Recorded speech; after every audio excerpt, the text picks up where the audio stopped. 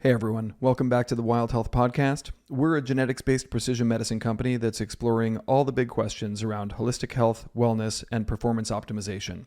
If you're tired of the traditional healthcare system and want to sign up as a member with us, head over to wildhealth.com.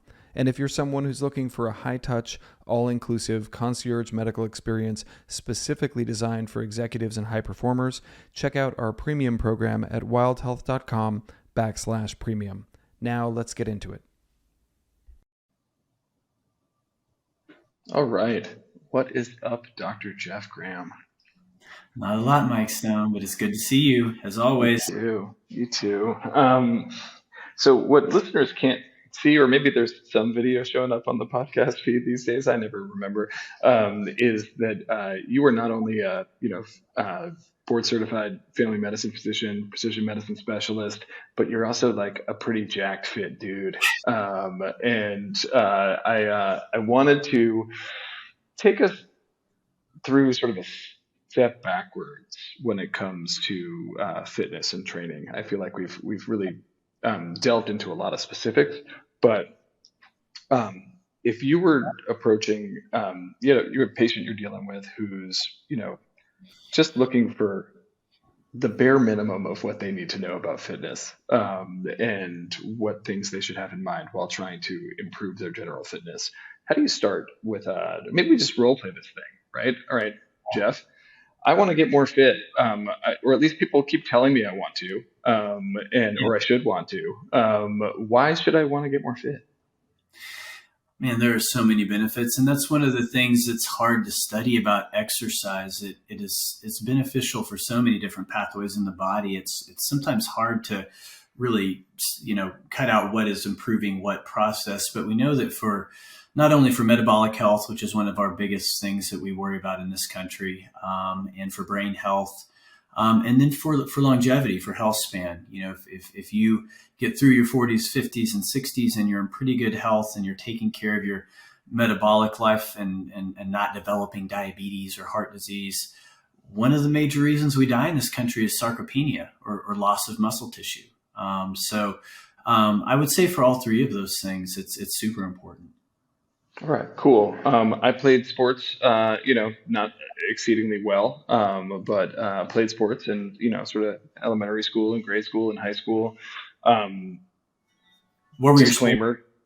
Yeah. What were my sports? Yeah. I wrestled. I played football. I got really tired of having to switch between dropping weight for wrestling and gaining weight for football. So I gave up wrestling.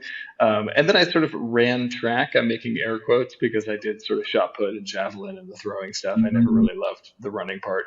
I Um, hated you guys. I would, be running laps, puking, and looking at you guys over there having a good time. oh yeah, we were over in the woods like goofing off, throwing javelin. It was really fun.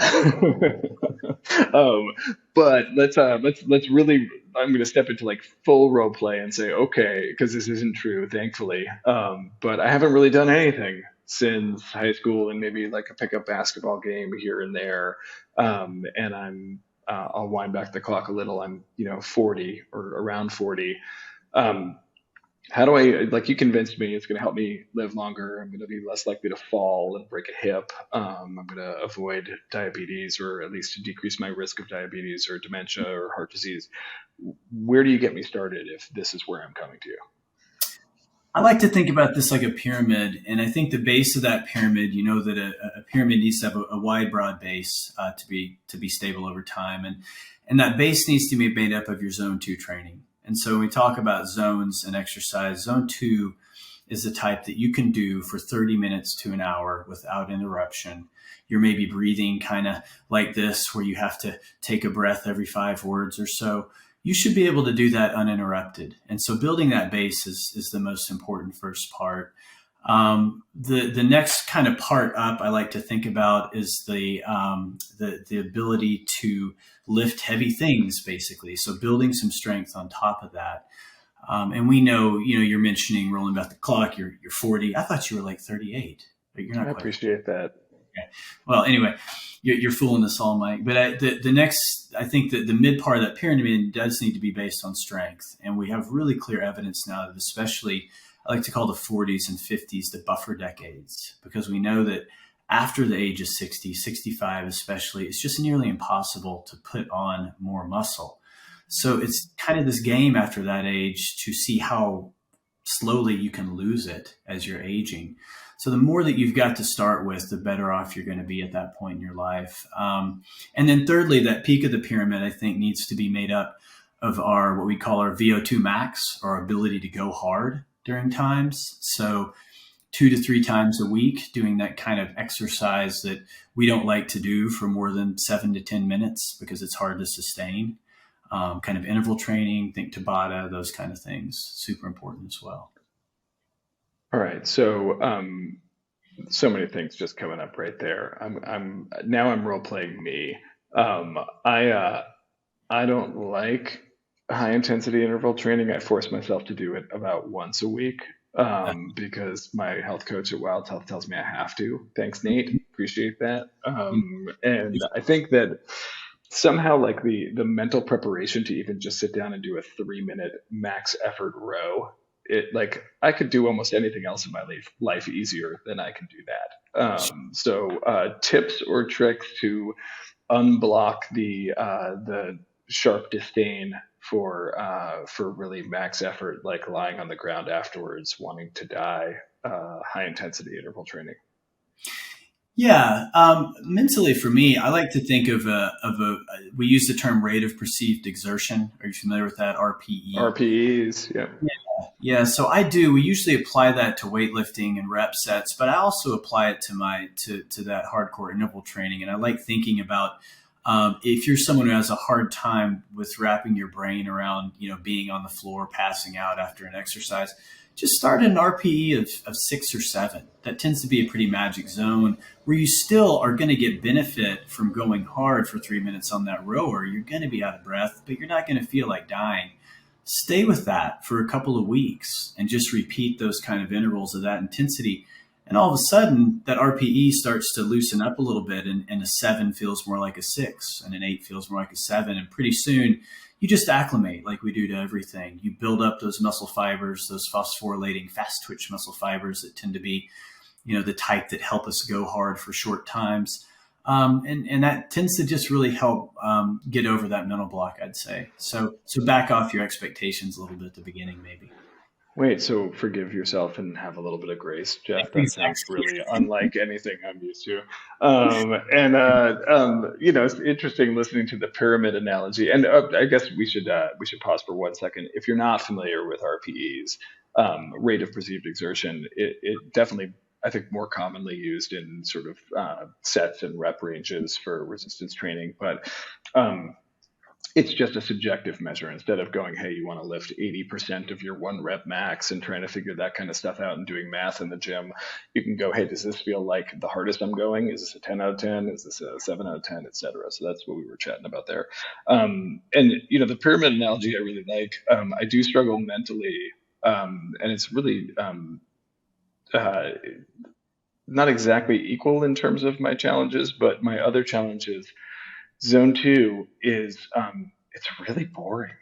It can be super boring, right? So and that's whether that's going out getting on the rower and doing really relaxed zone 2 on the rower, or you're doing it on a stationary bike, or you're jogging, or whatever it is. I think of it the same way. I mean, yes, there are heart rate ranges based on your maximum heart rate, but a good rule of thumb, and the one I like to use with my patients, is it's conversational, right? You're not conversational like this, where I can drone on for 3 sentences without taking a breath, but you're able to have a conversation while you're still working out, as opposed to some of that higher intensity stuff where you're just trying to survive. You're not trying to have a conversation. Tips or tricks for patients in terms of making zone 2 feel like less of a slog? I mean, the first thing that comes to mind is getting outside, because I agree with you 100%. It is really hard for me to commit to 30 minutes on a rower at a low pace. I find for myself, it's much easier to get out on a run, on a bike ride. If you're into swimming, a pool can be a really good place to do it. But for me, it's much more engaging when I'm out in nature. We know there's so many added benefits of being outside anyway. So from a mental standpoint, especially, but I feel like that's an easier way to engage in that. You're a little bit distracted. Especially for me, I love trail running. I love doing things where you're having to kind of pay attention to where you're going and step by step, or on a bike, where your next turn is, what's happening. I think music and podcasts like this one can be a great hack if you are stuck in the gym and that's the only place you can get it, obviously to provide some distraction. And then the last thing I'll say, as someone who is primarily a lot of gym based these days, if I've got some zone 2 training, I'll grab a bike, a rower, and a ski erg or something, and just put those side by side. Do 5 minutes on each. Get off one, you've got a stop time, transition to the next, and just combine that time to mix up your modalities a little bit. Yeah, I love that. That's actually my indoor hack when it's rainy in Portland, which it often is, and rain won't stop me from going outside. But when it's really coming down, I don't want to be outside. And it's a treadmill next to a ski erg next to a rower, and then I know I just got to do 10 minutes on each one or 5 minutes and rotate twice, and it feels like this is more exciting and more fun, and not just a total boring session. One other hack that I like that I got to attribute to Nate, my coach, is if you can build zone 2 into something you're doing anyway. So for me, I like to get out and walk the dog and get her some exercise. If I can get to a trail with her, that's great. But if I can't, I'm just walking around in my neighborhood, I'll put on a ruck, and just having some extra weight, whether it's a weight vest or it's a backpack with a couple of kettlebells or plates in it, all of a sudden that casual walk around the neighborhood is a zone 2 walk. It's definitely more challenging than just a leisurely stroll, but I'm walking the dog, I'm taking care of one of my errands. It's just folding into what I'm already doing. And that's been a huge driver for me in terms of doing more zone 2, because otherwise it just doesn't excite me. The middle part of the period, I'm all about the middle part. You want to tell me to get in the gym and lift heavy things, I like doing that. I just really have a hard time motivating on the base and the apex of the pyramid. Yeah, I agree with that. And as you know, this is really relevant lately. We're doing the step competition in teams at Wild Health, kind of seeing how many steps we can get in. And I've just incorporated that as well. I put my ruck vest on the front porch, and on the way out the door, it's going on. And yeah, that couple block walk feels a lot more like I'm getting a lot more work done with that ruck vest on. So it's a great hack. Yeah. Awesome. All right. In terms of and we're not delving into sport specific or competitive training right now. This is fitness discussion for the everyman or every woman. So this is not, hey, I want a podium at the games this year, or I'm training for a try, or any of that kind of stuff. How much of each, if you don't know anything about genetics, you don't know anything about, you don't have any personalized information, you're stuck, and I'm making you not practice precision medicine. You just want to give recommendations that you think will be sort of, either, pertinent for 80+% of the population, or allow people to get 80% of the gains. How are you mixing in that the base, the middle, and the apex of that pyramid for, let's say, a 40-year-old? Because I know it'll change by age, and you may want to speak to that. But how are you approaching that? Yeah, great question. I feel like in the 20s and 30s, the best exercise you're going to do is the type you're going to do the most often. So maybe more likely to be playing soccer on the weekends, and just daily movement and staying fit. And like you said, if you're not targeted, don't have a goal directed type of exercise you're going after. I would say once you hit 40, when you get in this decade, the most recent research I'm aware of says that really surprisingly only about a third to maybe 40% of your time should be spent in that zone 2 base building. So you want to have some of that established and then just kind of be maintaining it. Yeah, right. You're excited about that. And then the other 2/3, it actually is more important to be working on that midsection and the peak of that pyramid. So doing more high intensity interval stuff and doing strength training. I just can't stress that enough. I think that's when we really neglect that a lot, when it can be incredibly beneficial for longevity and health spans. So yeah, the other 2/3, a good mix, a healthy mix of those two. It's useful. I think a lot of people like to get their daily run or cycle or that kind of zone 2 thing in. Maybe do that for 15 or 20 minutes and then directly go to a lifting session. Or, hey, I'm going to tack on a last 10 minutes. I'm going to do 5-minute intervals of something pretty intense with a 2-minute break, doing something like that. And then you're getting a twofer on that day. I love it. And What about sort of later decades? What about when we're in our 60s and 70s? I think that is when it's really important to be doing some of what we call more of the type of exercise that provides some neurofeedback as well. So again, referencing what you said earlier, think something like a hip fracture when we know your risk of mortality increases by like 50% over the next year. I think doing things like lateral movement exercises, stuff that takes coordination. You hear a lot about acceleration, deceleration. So broad jumps is something I've really become a fan of again. Any sort of box step up, step down, just practicing broad jumps that, it doesn't have to, to be broad jumping 10 feet, just a simple 2 feet planted jump, land softly on 2 feet to practice that kind of neurofeedback mechanism that we get from acceleration and deceleration. Love it. All right. Well, we said we were going to stay pretty brief, so I'm gonna tack on 2 last minute rapid fires, and then anything you feel like we 3. I'm going to tack on 3. Okay. Number 1, you are interested in getting your general fitness up, and you want to know if there's you're only allowed to use one supplement. Do you use any supplements or do you use no supplements? And if you're only allowed to pick one, which one do you pick? Not knowing anything about the person, but you've only got one. Only got one. Man, I think I'm going to have to go with creatine. I'm with you. That's what I would go with. Yeah. I think just from the lean muscle mass preservation standpoint and increase in strength, I think it's a phosphate donor. It's going to make it more likely if you're taking small daily doses to get back into the gym the next day. Yeah. Okay. One nutritional strategy. Increasing protein. Dang, you're like guessing. I'm guessing all your answers, which tells me maybe we've been reading the same articles or working with patients in the same kind of context. Right. It's like we're in the same type of medicine or something. Yeah, I think if we were going to summarize the protein discussion, we could say that the U.S. recommended daily allowance is based on avoiding protein malnutrition. It's not based on performing well. So you're probably needing to get more than you're getting today if this isn't something you're already working on.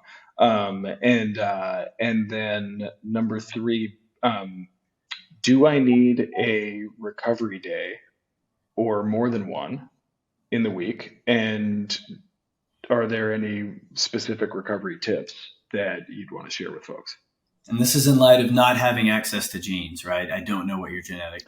You don't know genetics. We could go, and we should do, let's do it. Let's just bookmark here, second podcast on genetics-based recovery recommendations, because I think there's fascinating stuff there. But again, this is fitness for the every person generalized, and with the giant grain of salt that recommendations could absolutely change based on labs, genetics, goals, etc. But if you just had to say, hey, roughly as a general rule, what's a good amount of recovery and recovery tips that you like for folks across the board? Yeah. So I think if you're looking at just everybody under the bell curve, a very safe recommendation is 4 days of intense, training with that zone 2, higher intensity, and then strength. A day of what we'd call a kind of a restful recovery day, but still being active. So getting out for one more sesh of that zone 2 type training, trying to stay out for 30 minutes to 45 minutes, an hour, just on a nice long walk, maybe doing a yoga session to work on mobility. And you can get as intense as you want with yoga. And then, 2 days built in of rest per week. We know that recovery is super important for the exact type of gains that we're trying to get through exercise, right? So that's a very safe recommendation. I think if you progress with that, 5 days a week with 2 days of rest, maybe 1 day of active recovery and 1 day of complete rest. Yeah.